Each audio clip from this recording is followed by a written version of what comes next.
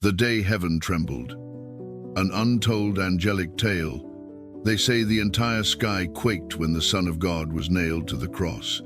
But there's something almost no one knows. Humanity's darkest hour was also the most profoundly moving for the angels of heaven. Two of them, Michael and Uriel, did something so shocking, so unprecedented, that not even the wisest prophets dared to narrate it. Have you ever wondered how the celestial armies reacted when they saw the eternal Word bloodied, wounded, dying for those who rejected him? What did those who had seen him shine with unattainable glory since eternity feel?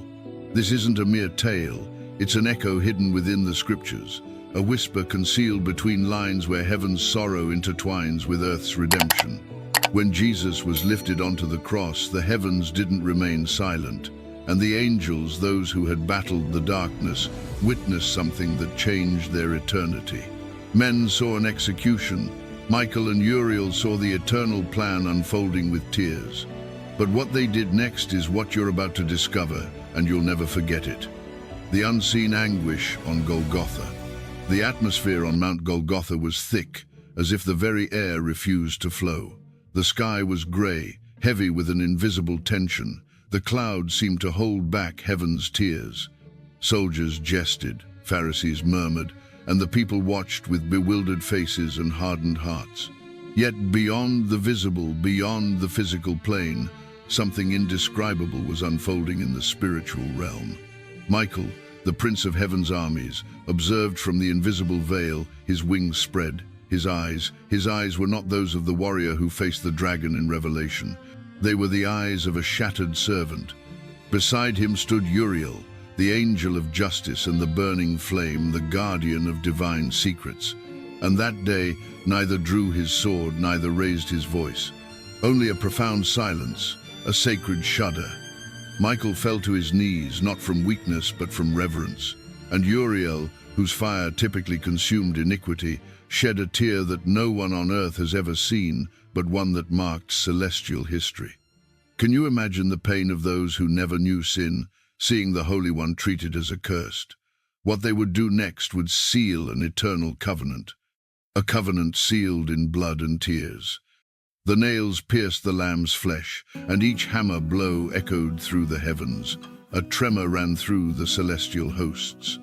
The seraphim, who cried, "Holy, holy, holy," day and night, fell silent not from lack of praise, but from awe, from respect, from a sorrow that even angels didn't know how to carry. Michael bowed his face to the ground, his thoughts a whirlwind. He who had fought Lucifer and cast him out of glory now beheld the king of that glory being rejected by those he came to save. And Uriel, whose fire revealed truth, felt something he had never felt before: powerlessness. "Why doesn't he allow us to intervene?" Uriel murmured, his voice like wind in eternity. Michael didn't answer immediately. He only observed Jesus' face, disfigured by blows, bleeding, yet with a steadfast gaze filled with love. Then Michael spoke, "Because this is the most sacred moment of all. He is conquering hell with love, not with swords." Uriel clenched his fist, and a divine radiance covered his arm, but it wasn't for attack. It was the beginning of something far greater.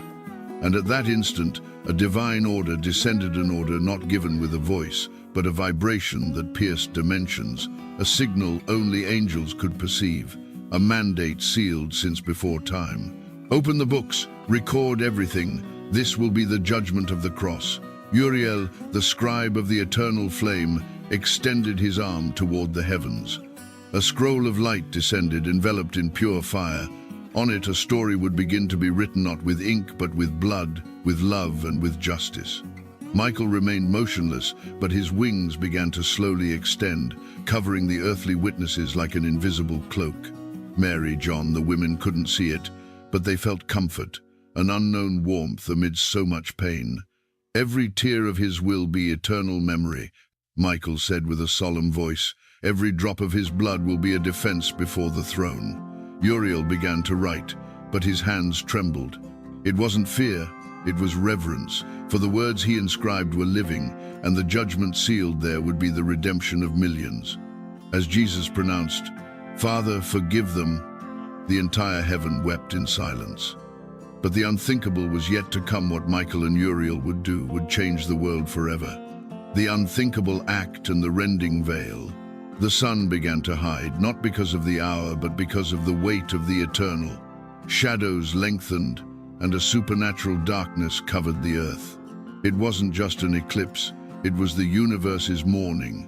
Jesus hung between heaven and earth like a bridge, like an open wound between God and men. Demons applauded in the unseen, believing they had won. But Michael didn't fear them. He knew what was happening wasn't defeat, but decree. And then, in an act never seen or repeated, Michael prostrated himself not before God the Father, as so many times before, but before the bleeding, dying, nailed Son. With a trembling voice he said, "My Lord, you are conquering as no one has ever conquered." Uriel, still writing on his scroll of fire, looked up and, without thinking, did something forbidden for an angel of judgment. He extended his hand toward the cross and, with a single touch, collected a drop of Christ's blood on his fiery finger. That drop didn't evaporate. It became a flame that from that day on burns eternally on heaven's invisible altar. And in that instant, something happened in the heavens, something that even the angels didn't expect.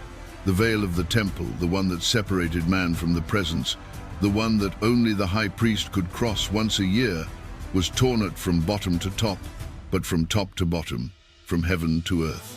Michael shuddered. Uriel lowered his gaze. They knew this wasn't a symbolic sign. It was a declaration of war against separation, a divine proclamation. From now on, access is open. The sacrifice is sufficient. Meanwhile, on the cross, the Messiah gasped with each breath, weaker than the last, but his spirit remained invincible. His eyes looked to heaven, and he said with a voice that echoed into eternity, "It is finished." Michael raised his sword, not to fight, but to seal history's most sacred act. Uriel, still with the flame in his hand, bowed his face in adoration. In the invisible, the gates of the abyss began to tremble. Hell understood that it had lost, and the angels knew they were witnessing not just a death, but the birth of the eternal kingdom. But what Michael would do in the following minutes would defy everything they knew about obedience, love, and glory. An unprecedented intercession and the dawn of a new era. Michael, who had always obeyed divine orders without hesitation, felt something new for the first time within his being, a fire in his chest. It wasn't anger, it was love so vast, so pure, that it compelled him to act beyond celestial protocol. He turned to look at Uriel, who still held the living flame of Christ's blood, and without a word, both understood what they had to do. "We cannot remain silent," Michael said with a trembling voice laden with devotion, "not when heaven has given everything for them."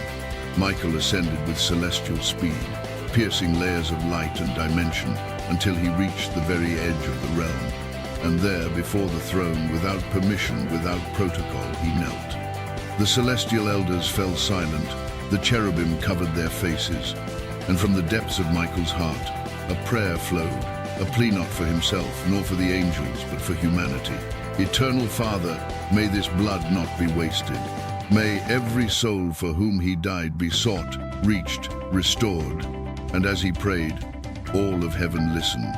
Even God wept as Michael interceded before the throne with a passion never before seen in a celestial being. Uriel descended to the darkest corners of the earth.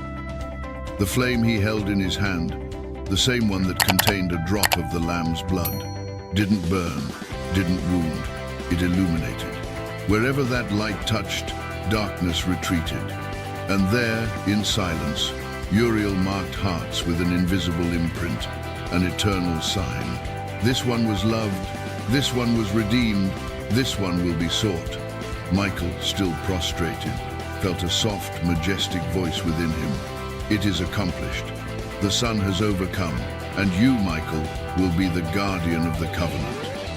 Then the throne blazed with indescribable glory, and the Father declared something only the closest angels heard.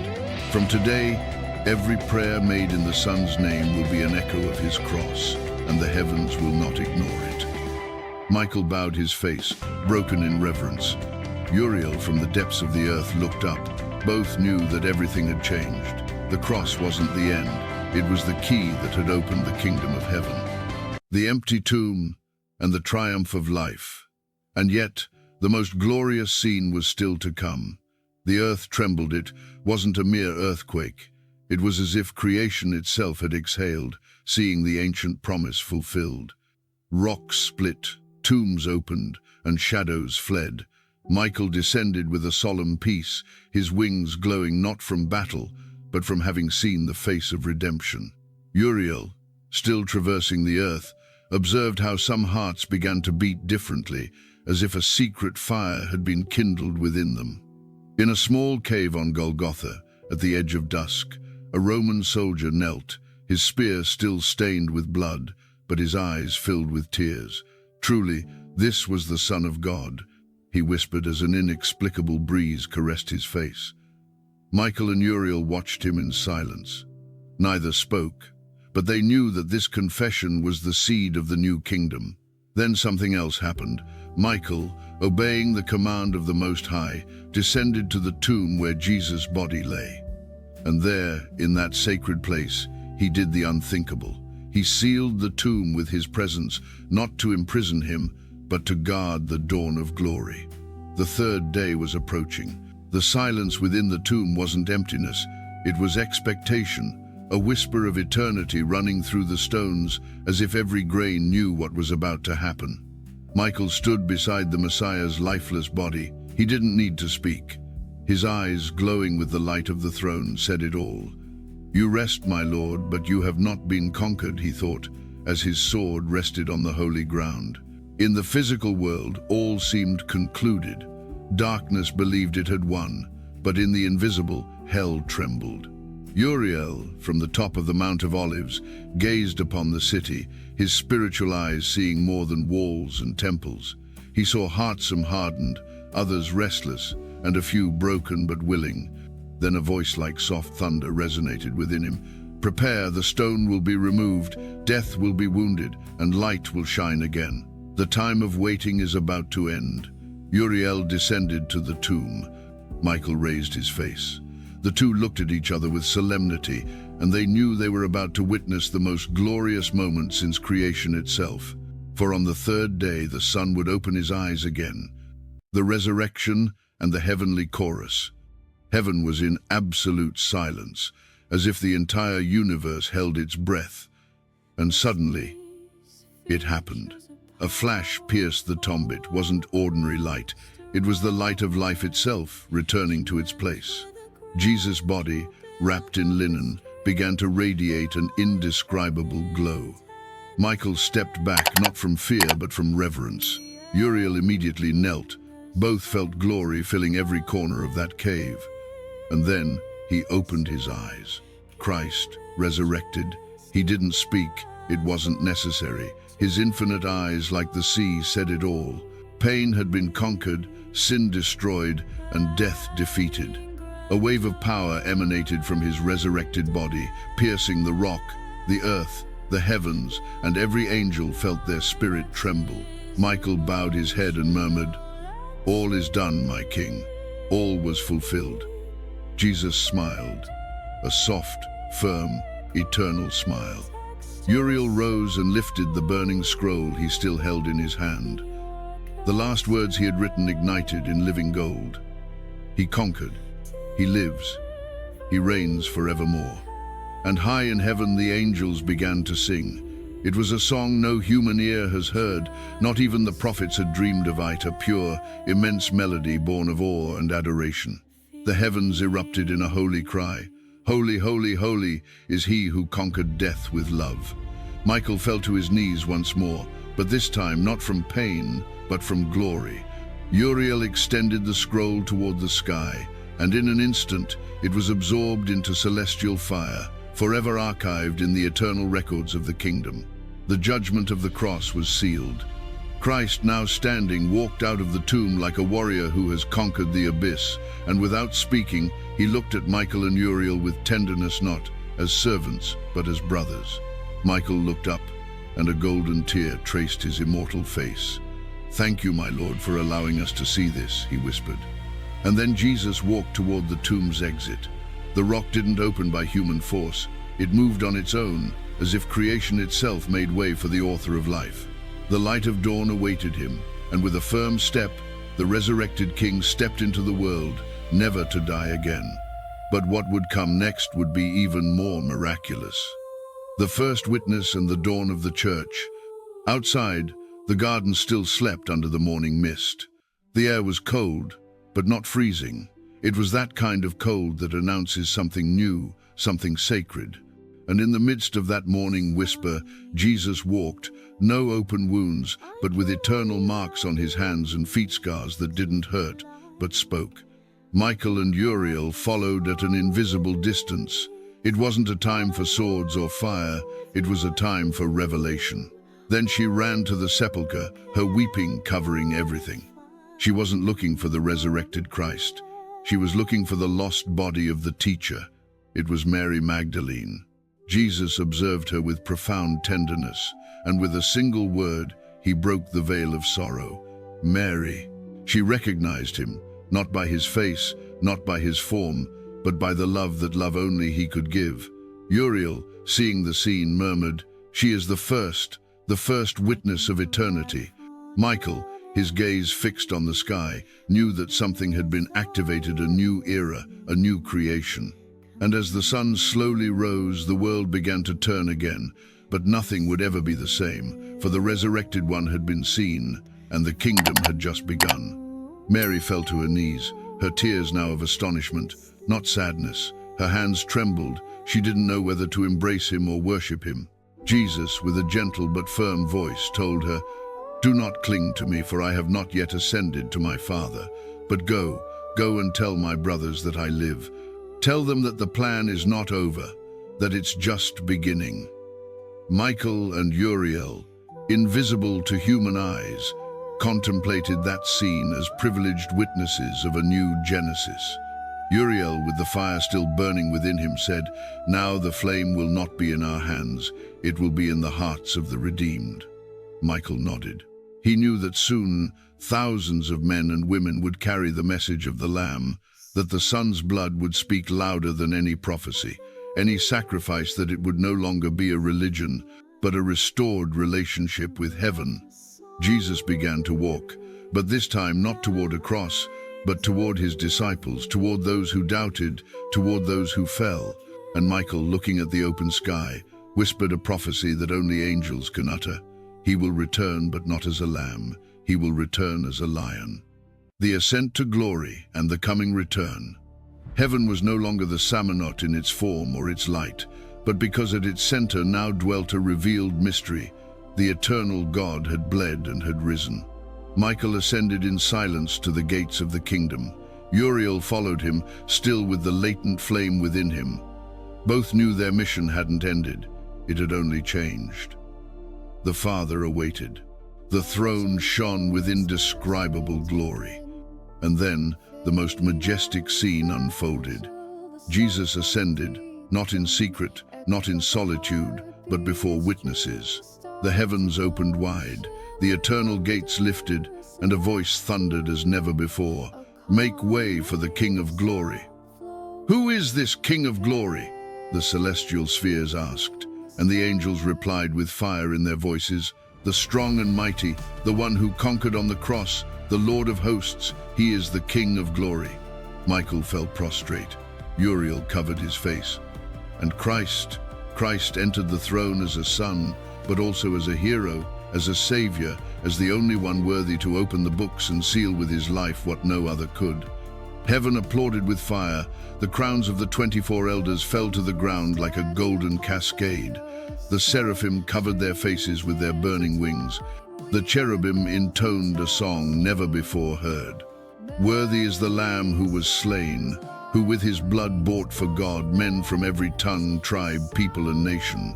And in the midst of that sea of praises, Jesus sat at the right hand of the Father, not as a martyr, but as a king crowned by obedience. Michael, his heart filled with celestial fire, raised his face. He no longer had doubts. Everything he had witnessed, the pain, the cross, the tomb, the resurrection, wasn't a tragedy. It was the greatest victory ever recorded in the heavens. Uriel, for his part, approached the eternal archives, and there engraved in letters of light a phrase that would remain written for all eternity. Here, eternal love was sealed. Here, grace triumphed over judgment. On earth, the disciples still didn't comprehend the magnitude of what they were experiencing, but in heaven, a new era had begun, and Michael knew it. His next great mission would be to defend the nascent church, the King's bride, for the plan was still unfolding. The final prophecy.